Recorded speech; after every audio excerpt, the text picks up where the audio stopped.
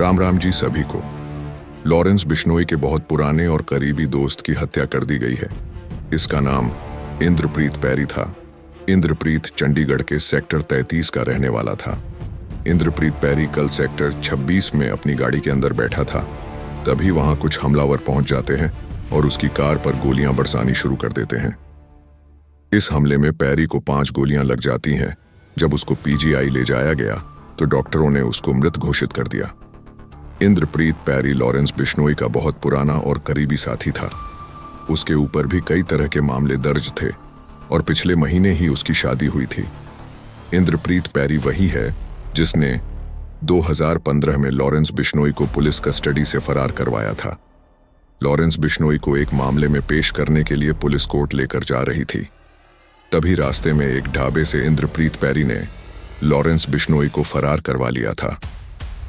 इंद्रप्रीत पैरी लगभग 2011 से क्राइम की दुनिया में एक्टिव था। वो लॉरेंस बिश्नोई का इतना करीबी दोस्त था कि हमेशा साथ रहता था। जिम हो या फिर स्टूडेंट पॉलिटिक्स, इंद्रप्रीत पैरी और लॉरेंस बिश्नोई हमेशा साथ थे। कुछ मीडिया रिपोर्ट्स का ये दावा भी है कि शुरू में सिर्फ लॉरेंस बिश्नोई के कारण इंद्रप्रीत पैरी पर पुलिस मुकदमे चले थे। इसका बड़ा कारण ये था कि लॉरेंस बिश्नोई का जेल में रहते हुए एक बहुत बड़ा नेटवर्क खड़ा हो गया था। इसलिए पुलिस लॉरेंस बिश्नोई से जुड़े हुए पुराने साथियों को उठाती थी। वहीं इंद्रप्रीत पैरी पर शक भी ज्यादा हुआ करता था क्योंकि वो बहुत करीबी था। इंद्रप्रीत पैरी पर 1 दर्जन से ज्यादा आपराधिक मामले दर्ज थे। कई मामलों के अंदर वो बरी भी हो गया था। ऐसे में एक मामला पंजाब के बटाला का भी था। वहां पर एक मर्डर हुआ था।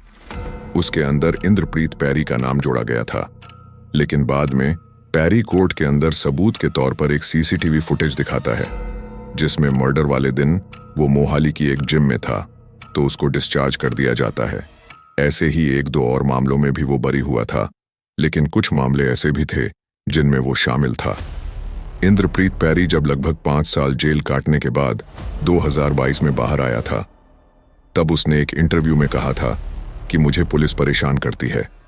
मैं कोर्ट की तरफ से लीगल बेल पर बाहर हूं, लेकिन मुझे रोज थाने में हाजिरी लगवाने के लिए बुला लेते हैं। उसके बाद मुझे घंटों तक बिना बात के बैठा कर रखते हैं। मेरे को जबरदस्ती गिरफ्तार कर लिया गया था और ये दिखाया था कि मेरे पास से पिस्टल बरामद हुई है। मेरे ऊपर झूठे मामले दर्ज किए गए। पुलिस को पता है कि मैं दुश्मन गैंग की टारगेट लिस्ट पर हूं।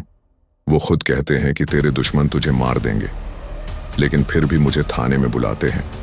उनको पता होता है कि जब मैं थाने में आऊंगा तो कोई भी हथियार नहीं रखूंगा और निहत्था आऊंगा। पुलिस खुद नहीं मारेगी, लेकिन दुश्मनों से मरवा देगी। हालांकि ये सब बातें इंद्रप्रीत पैरी ने एक इंटरव्यू में बोली थीं। उसके कुछ समय बाद ही इंद्रप्रीत पैरी को फिर से एक मामले में गिरफ्तार कर लिया जाता है।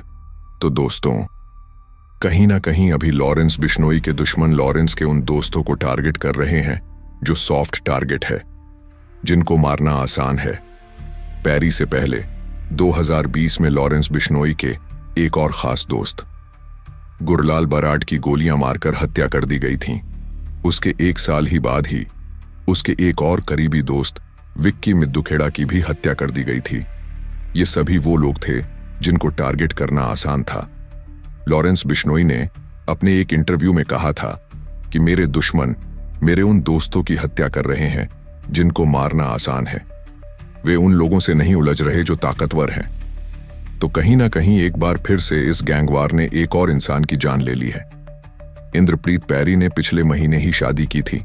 उसके घर वालों के लिए और उसकी पत्नी के लिए ये बहुत दुखद समय है।